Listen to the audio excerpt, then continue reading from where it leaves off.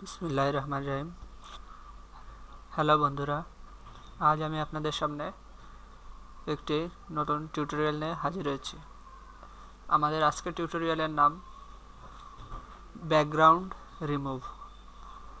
আমরা অনেকভাবে background remove করে থাকি এবং নিজের মতো করেই করে থাকি। কেউ ব্রাশ ইউজ করে ব্যাকগ্রাউন্ড চেঞ্জ করে থাকি, কেউ বা ক্রপ টুল ইউজ করে ব্যাকগ্রাউন্ড চেঞ্জ করে থাকি, আবার কেউ আছে সিলেক্ট টুল ব্যবহার করে আমরা ব্যাকগ্রাউন্ডটা চেঞ্জ করে থাকি। আবার কেউ আছে এই যে ইরেজার টুলটা ইউজ করে আমরা ব্যাকগ্রাউন্ড চেঞ্জ করে থাকি। কিন্তু আসলে এর চেয়েও এর ভিতরে একটি সহজ মাধ্যম আছে যা আমাদেরকে খুব সহজেই ব্যাকগ্রাউন্ড চেঞ্জ করতে সাহায্য করবে। সেটা হলো পেন টুল। এখানে দেখুন পেন টুল। এই পেন টুল দিয়ে আমরা খুব সহজেই এটা করতে পারি। আমাদের এই পেন টুল ইউজ করতে হলে কিবোর্ডের সাহায্য নিয়ে করতে হবে। তো আসুন আর কথা না বেশি বাড়িয়ে আমরা কাজে চলে আসি। আমি এই কাজের জন্য ইউজ করেছি অ্যাডোবি ফটোশপের শেষ ভার্সন অ্যাডোবি ফটোশপ CS6। আপনারা এই ফটোশপের যে কোনো ভার্সন ইউজ করে এটা করতে পারবেন। যাই হোক, আসুন দেখুন আমি এখানে একটি ইমেজ নিয়েছি।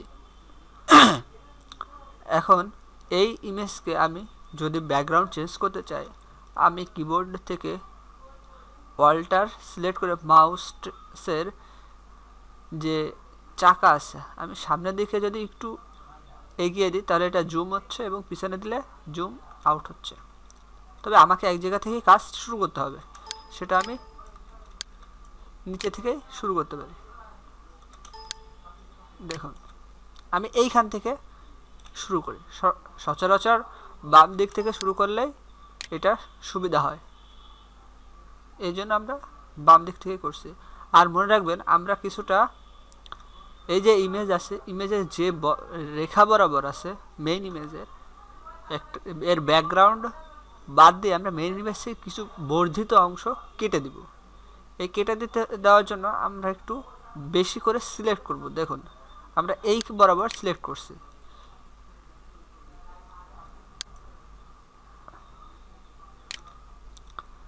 এবার এই হাত কেটে দেওয়ার জন্য আমরা অল্টার প্লাস লেফট ক্লিক করছি।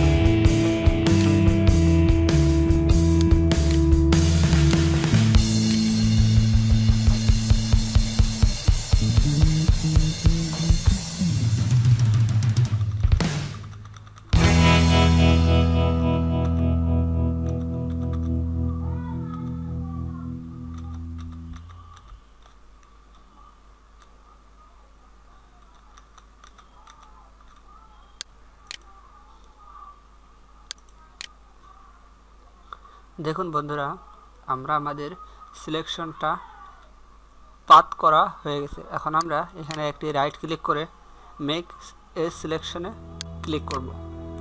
মেক এ সিলেকশনে ক্লিক করার পর এখানে আমরা কোনো কিছু চেঞ্জ করব না। তারপর আমরা এখানে ওকে করে দিব এবং আমরা একটি সিলেকশন পেয়ে যাব। এখন আমাদের এটা সিলেকশন টুল থেকে ইনভার্স করতে হবে।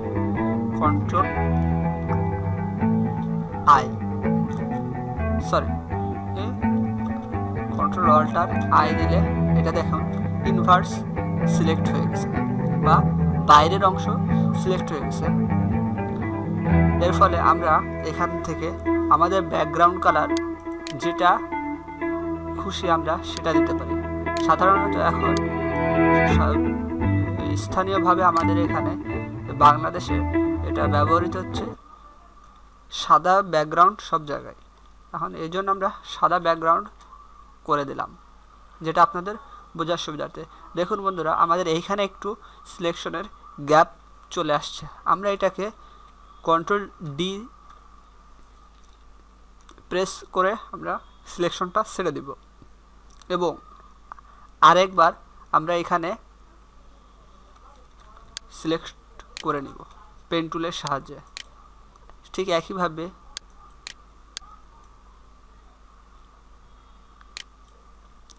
অল্টার প্লাস লেফট ক্লিক, আপনার সুবিধা মতো জায়গায় আপনি এটা পয়েন্ট একটি পয়েন্ট ক্রিয়েট করার পর আপনি সেখান থেকে হ্যান্ডেল টেনে ছেড়ে দিলেই আপনার কাজ শেষ। এবং তারপর অল্টার টেনে একটি হ্যান্ডেল রিমুভ করে পরবর্তী পয়েন্ট ক্রিয়েট করবেন। সরি, আমার একটু ভুল গেছে। আর যদি কোনো জায়গায় ভুল সিলেকশন হয়ে যায় তবে সেক্ষেত্রে আপনাদের সামনে একটি দারুণ সুবিধা থাকছে, সেটা হলো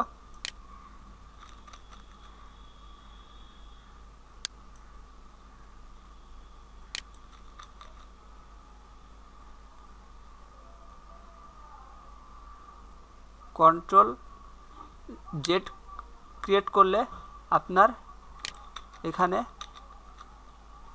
আর কোনো প্রবলেমই থাকছে না। দেখুন আমার এখানে সিলেকশনটা হয়ে গেছে। আবার সেই একই সিস্টেমে আমি মেক সিলেকশন স্ট্রোক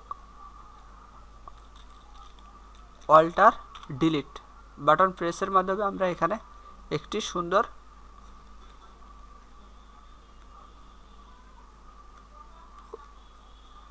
ভাবে এটাকে আমরা ব্যাকগ্রাউন্ড হোয়াইট করে দিতে পারি। কন্ট্রোল ডি সিলেকশনের পর আমরা দেখছি এখানে কিছুটা রয়ে গেছে। আমরা আর একবার একটু করি, কোনো সমস্যা নেই আমাদের। কিন্তু এটা সবচেয়ে আমার দেখা এবং জানা মতে সবচেয়ে দ্রুত ব্যাকগ্রাউন্ড রিমুভ প্রসেস।